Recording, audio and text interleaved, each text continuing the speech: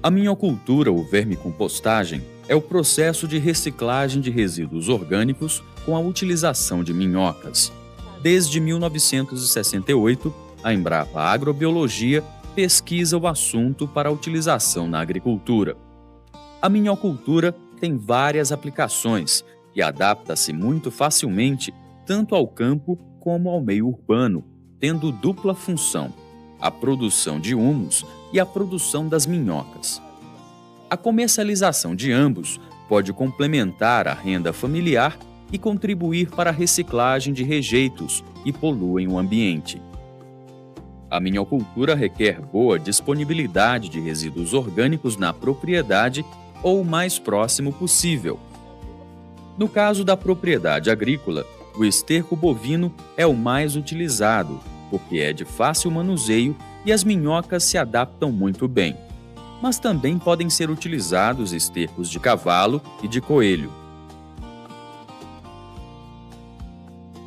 Os resíduos vegetais, como capim-napier, restos de capina, leguminosas e folhas, também podem ser aproveitados.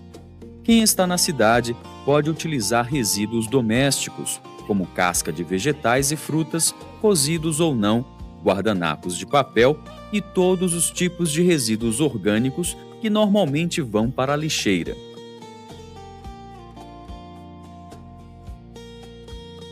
As minhocas têm corpo cilíndrico dividido em anéis, o que dá origem ao nome do grupo, Annelideus. As espécies de minhocas mais utilizadas no Brasil são Eisenia fétida e Eisenia andrei, conhecidas como vermelha da Califórnia, e Eudrilus africana, a noturna africana.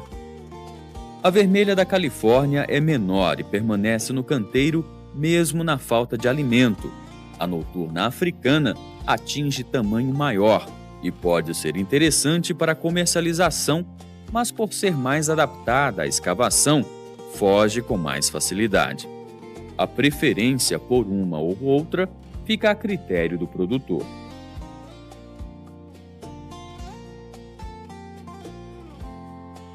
O processo de vermicompostagem começa com a escolha dos canteiros, que podem ser de alvenaria, bambu ou de concreto. Mas antes da montagem dos materiais nos canteiros, é necessário preparar os resíduos orgânicos. Se for utilizar o capim-napier ou leguminosa, ele deve ser picado em picadeira para forragem. As leguminosas, por serem ricas em nitrogênio, enriquecem o humus. A proporção é de 25% de bagaço, 25% da leguminosa e 50% de esterco bovino. Desta forma, obtém-se um verme composto 30% mais rico. Os estercos necessitam ser pré-compostados. Iniciado o processo de decomposição, a temperatura pode atingir até 70 graus centígrados, o que geralmente leva uma semana. A temperatura pode ser controlada por um termômetro ou pode-se utilizar uma barra de ferro. Quando não é possível mais segurá-la, é hora de revirar. O reviramento é a inversão da camada interna para a externa e vice-versa. Este procedimento é repetido diariamente até que a temperatura se estabilize em torno de 25 graus, o que deve levar de 15 a 20 dias. Esta etapa é desejável porque inibe a germinação de plantas espontâneas e elimina organismos não benéficos. Para quem está no meio urbano, o preparo dos resíduos também requer a pré-compostagem. O ideal é armazenar os resíduos separadamente, até obter a quantidade suficiente para montar uma pilha de 80 centímetros a 1 metro de altura. Para facilitar esse processo, pode-se fazer uma rede metálica com 1 centímetro de malha. A rede é colocada em forma de cilindro com 80 centímetros de altura e 70 centímetros de diâmetro. Estacas de bambu são utilizadas para manter a rede de pé. A rede de metal é ideal para evitar que ratos roam a tela. Para facilitar o manuseio, sugere-se uma porta por onde entram e saem os resíduos.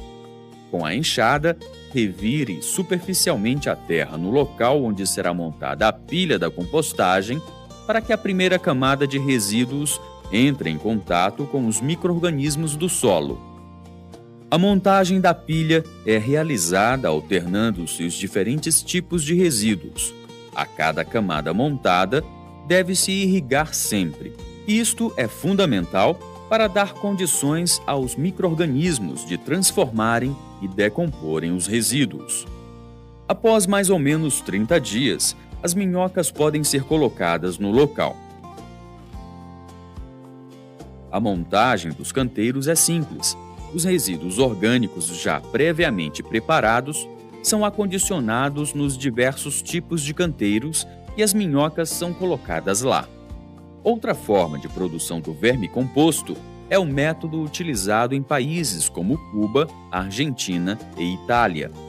Neste caso, devem ser colocados apenas 10 centímetros de resíduo e em seguida as minhocas.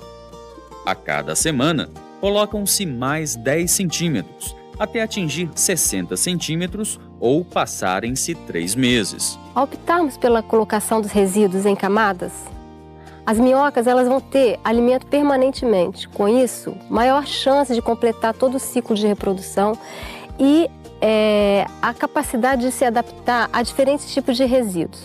Por outro lado, existe a preocupação de estar semanalmente repondo esse resíduo, né? E as minhocas vão estar mais sujeitas a intempéries.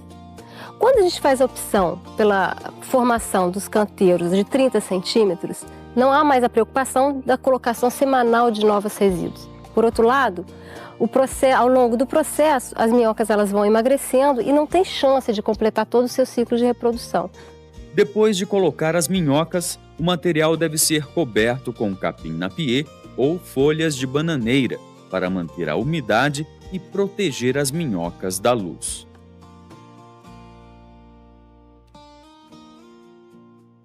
O manejo do minhocário é simples, basta molhar com frequência, mas com cuidado para não encharcar. O tempo para que o vermicomposto fique pronto varia com a composição original dos resíduos, mas em geral, a vermicompostagem com esterco bovino leva em média 30 a 40 dias e, quando complementado com napier e leguminosas, até 60 dias. O vermicomposto estará pronto quando apresentar aparência de pó de café, ou quando, ao esfregar uma amostra na mão, ficar com aparência de graxa. As minhocas também ficarão mais lentas e mais magras. Para separar o humus das minhocas, podem-se colocar iscas com resíduo orgânico fresco sobre uma malha de 5 a 10 centímetros de diâmetro na superfície para que elas migrem para cima e facilite a separação. No caso do peneiramento, deve-se evitar irrigações do vermicomposto durante uma semana para facilitar o trabalho. O humus resultante deste processo proporciona um ambiente favorável ao cultivo. A aplicação deste humus é muito eficiente na composição dos substratos para a produção de mudas. Para espécies mais exigentes, como o tomate e o pepino, por exemplo, deve ser enriquecido com 5% de cama de aviário ou torta de mamona. Desta forma, deve ser utilizado em maiores quantidades, em solos com baixo teor de matéria orgânica, compactados ou muito arenosos. Na produção vegetal, o humus atua principalmente melhorando as condições físicas do solo. As minhocas também podem ser comercializadas para a produção de farinha como complemento alimentar de animais, como ração ou in natura, para a isca de pesca e na alimentação de galinhas.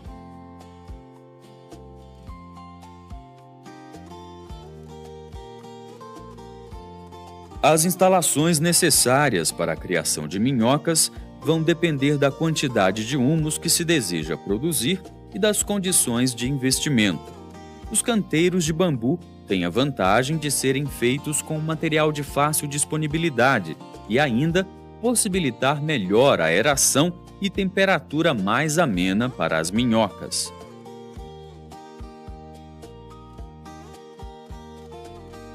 Para a construção de um canteiro nas dimensões de 2 metros de comprimento por 1 de largura e 40 centímetros de altura, são necessários 10 bambus de 6 metros com diâmetro de cerca de 6 centímetros, 3 estacas de sabiá, sanção do campo, sombrite de 50% ou 70%, material utilizado na construção de viveiro de plantas, arame 16, cerca de 2 quilos, e marreta. Inicialmente, colocam-se as 3 estacas em cada canto, uma por dentro e 2 por fora, com 60 centímetros de altura, sendo que 20 centímetros ficarão no solo para dar sustentação. A estaca é batida com uma marreta. Cortam-se os bambus com 2 metros de comprimento. Para as laterais de 2 metros, é necessária uma estaca de cada lado na metade do canteiro por fora. Os bambus são colocados um sobre o outro até atingir a altura desejada. O arame vem trançando o bambu e as estacas para garantir a amarração. Após montar a estrutura, coloca-se o sombrite, que cobre o fundo e as laterais do canteiro, que é costurado no bambu com o próprio arame. O canteiro deve ter no máximo de 35 a 40 centímetros de altura e o comprimento pode variar de acordo com a área disponível. Em relação à largura, é desejável que não ultrapasse 1 metro para facilitar o manuseio. Para evitar o acúmulo de água no fundo, os canteiros devem ter drenagem. Pedras britadas ou canaletas que conduzem o excesso de água dos canteiros são medidas importantes.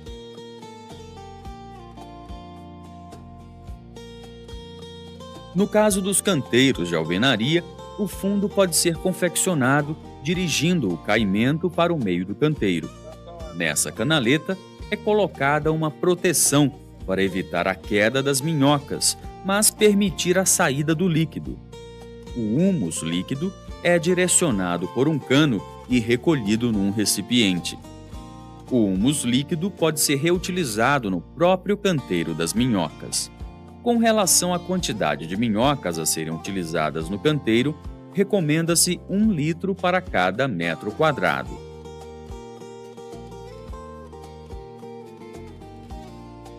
As minhocas adultas são facilmente identificadas pela presença do clitelo, uma região glandular da epiderme associada à produção de casulos. Mesmo sendo hermafroditas, é preciso 2 minhocas para o acasalamento. Após a cópula, se separam e cada uma produz seus casulos. Os casulos são uma espécie de bolsa contendo substâncias nutritivas para alimentar o embrião até a formação das minhocas. Cada casulo tem em média 3 minhocas. Elas levam cerca de 23 dias para saírem do casulo quando as condições de temperatura, umidade e alimento estão ideais. A vermelha da Califórnia completa o seu ciclo de vida, ou seja, nasce e torna-se adulta em 40 a 60 dias. Após cerca de 4 dias do cruzamento, começa a liberação dos casulos e novo ciclo se inicia.